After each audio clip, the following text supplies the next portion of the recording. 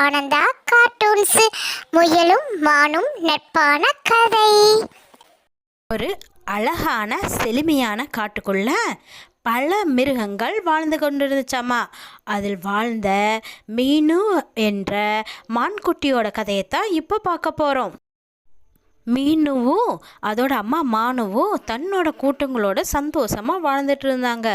அப்போ என்னாச்சுன்னா அந்த காட்டுக்குள்ளே தண்ணி பஞ்சம் ஏற்பட்டுச்சாமா. எல்லா மான் கூட்டங்களும் என்ன செஞ்சாங்க, தண்ணியை தேடி போயிட்டாங்க. ஆனால் மீனும் மானுவும் அந்த காட்டுக்குள்ளே தண்ணிக்காக ஏங்கிட்டு இருக்கையில, அம்மா அம்மா நம்மளும் போய் தண்ணியை தேடி போலாமான்னு சொன்னா. சரி மானுவும் கேட்டுட்டு இந்த மாதிரி சொன்ன பிறகாடி 2 பேருமே தண்ணியை தேடி கிளம்புனாங்களாமா. காடுகள், மலைகள், மேடுகள் எல்லாம் தாண்டி ரொம்ப தூரம் சென்றுட்டாங்களாமா. அவங்களுக்கு எங்கே போகிறோங்கிற அர்த்தமே புரியாமல் நடந்துட்டு இருந்தாங்களாமா. அப்படியே நடந்துட்டுருக்கையில் மான் திடீர்னு மயக்கம் போட்டு விழுந்துருச்சாம்மா. தன் கண் முன்னாடி தன் அம்மா மயக்கம் போட்டு விழுந்த பின்னாடி இதுக்கு மீனுவுக்கு அழுகாச்சியே தாங்க முடியலையாம்மா.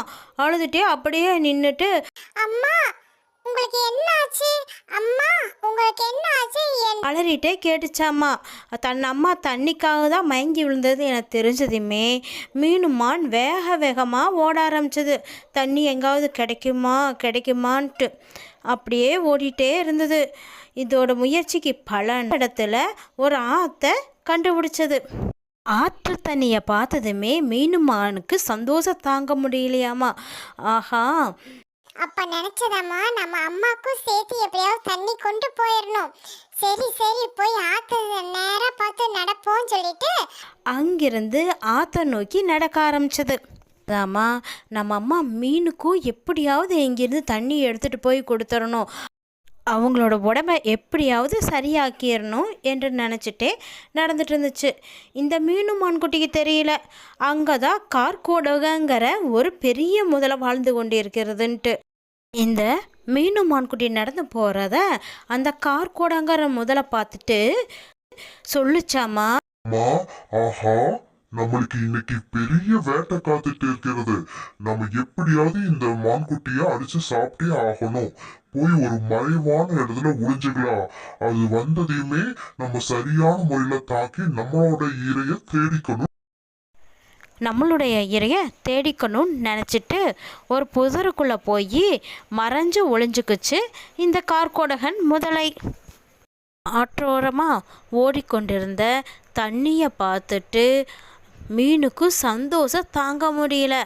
அப்படியே நினச்சி பார்த்துச்சாமா, நம்ம எவ்வளோ நாளாக தண்ணிக்காக அலைஞ்சிட்டு இருந்தோம், இப்போதான் பல மாதங்கள் கழிச்சு நம்மளுக்கு தண்ணி கிடைச்சிருக்குது அப்படின்னு சந்தோஷப்பட்டுட்டு தன்னுடைய தாகம் தீர்ற அளவு தண்ணியை குடிச்சுக்கிச்சாமா. குடித்த பிறகாடி அம்மா மானுக்காக கொஞ்சம் தண்ணி எடுத்துட்டு போலாம் சொல்லிட்டு தன்னுடைய அம்மா மானுக்காக கொஞ்சம் தண்ணீரை முதுகில் சுமந்துட்டு மீனுமான்குட்டி ஆற்றை தாண்டி போனாங்களாமா. நம்ம மீனுமானு முதுகில் சுமந்தபடியே ஆற்றை தாண்டி நடந்து போயிட்டே இருந்தாங்களாமா. போயிட்டே இருக்கையில் இந்த எங்கிருந்தோ வந்த இந்த வேகமாக வந்த முதலை வந்துட்டு நம்ம மீனுவோட 2 கால்களையும் பிடிச்சி நல்லா கடிச்சு வச்சிருச்சு. மீனுமானுக்கு அழுகாச்சியே தாங்க முடியல. அப்போது அழுதுகிட்டே சொல்லிச்சாமா, இந்த முதலியாரே என்னை விட்டு விடுங்கள், என் தாய் எனக்காக காத்து கொண்டு இருப்பாள், நான் தண்ணீர் எடுத்து வருவேன் என்று தயவு செய்து என்னை விட்டு விடுங்கள் என்று சொல்லி ரொம்ப அழுதுச்சாமா. அப்போ சொல்லுச்சாமா இந்த கார்கோடகங்கிற முதல்ல, இன்னைக்கு எனக்கு கிடைச்ச உணவே நீதான். உன்னை விட்டு போட்டு நான் எதை சாப்பிட முடியும்? அப்போ மீனுமால் சொல்லுச்சாமா, முதலியண்ணா தயவு செய்து என்னை விட்டுருங்க. எங்க அம்மா மயங்கிய நிலையில் தண்ணிக்காக ரொம்ப நேரமா காத்துக்கிட்டு இருக்கிறா. அவளுக்கு நான் கொண்டு போய் தண்ணி கொடுத்துட்டு வந்துடுறேனே. முதலியண்ணா என் மேல நம்பிக்கை வச்சு என்னை அனுப்புங்க. உங்களுக்கே வந்து நான் இரையாகிறேன். தயவு செய்து இப்பொழுது என்னை விட்டு விடுங்கள் என்று சொல்லியபடியே கார்கோடகன் என்கின்ற முதலக்கிட்ட மீனுமான் கெஞ்சி கேட்டுக்கொண்டிருந்தது. அதற்கு கார்கோடகன் முதலை சொல்லியது, நான் உன்னை எப்படி நம்புறது? நான் விட்டதையும் நீ ஓடிட்டினா நான் என்ன பண்ணுறது அப்படின்ச்சு. அதற்கு மீனுமான் சொல்லுச்சு, நீ வேணா என் காலை உடச்சி விட்டு நீயும் என் கூடவே வா.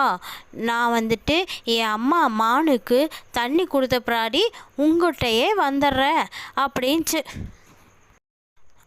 சொன்ன பிறகாடி முதலையாருக்கு ஒரு நம்பிக்கை வந்து 2 பேருமே மானுவோட இருப்பிடத்தை தேடி நடக்க ஆரம்பித்தாங்க.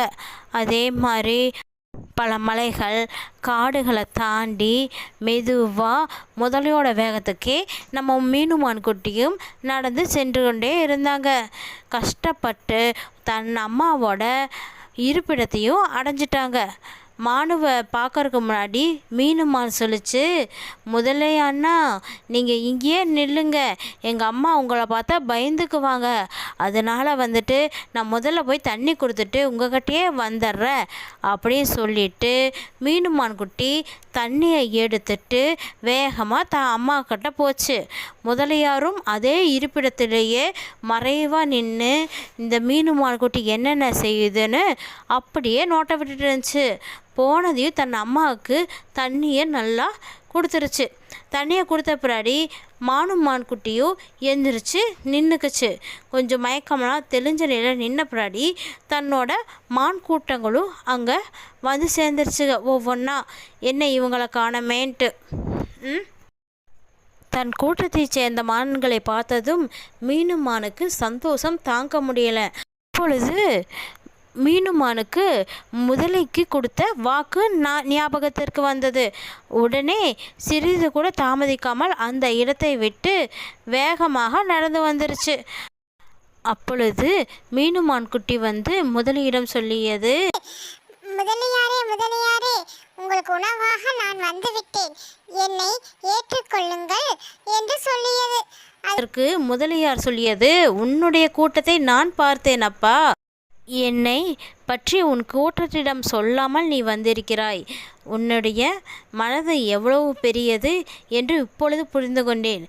இப்படிப்பட்ட மனதுள்ளவனை ஒரு நாளும் நான் உண்ணப்போவதில்லை. நீ வந்துட்டு உன் கூட்டத்தோடையே சேர்ந்து போய் வாழ் என்றது.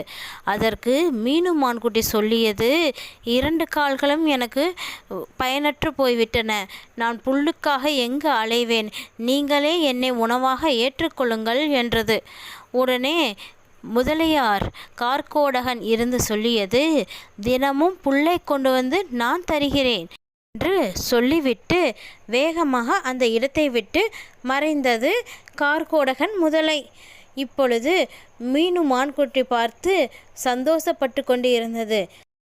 அன்றிலிருந்து கார்கோடகன் முதலை தினமும் நமது மீனுமான் குட்டிக்கு தவறாமல் புற்களை கொண்டு வந்து கொடுத்து கொண்டே இருந்தது.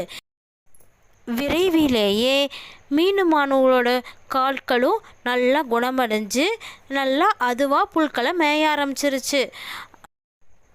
கார்கோடங்கிற முதலையும் மீனுமானுவும் நல்ல நண்பர்களாகவே மாறிட்டாங்க. ஓகே, இந்த கதை உங்கள் எல்லாத்துக்குமே பிடிக்கும்னு நான் நம்புகிறேன். பிடிச்சிருந்தா மறக்காமல் லைக் அண்ட் சப்ஸ்கிரைப் பண்ணிடுங்க ஃப்ரெண்ட்ஸ். தேங்க்யூ.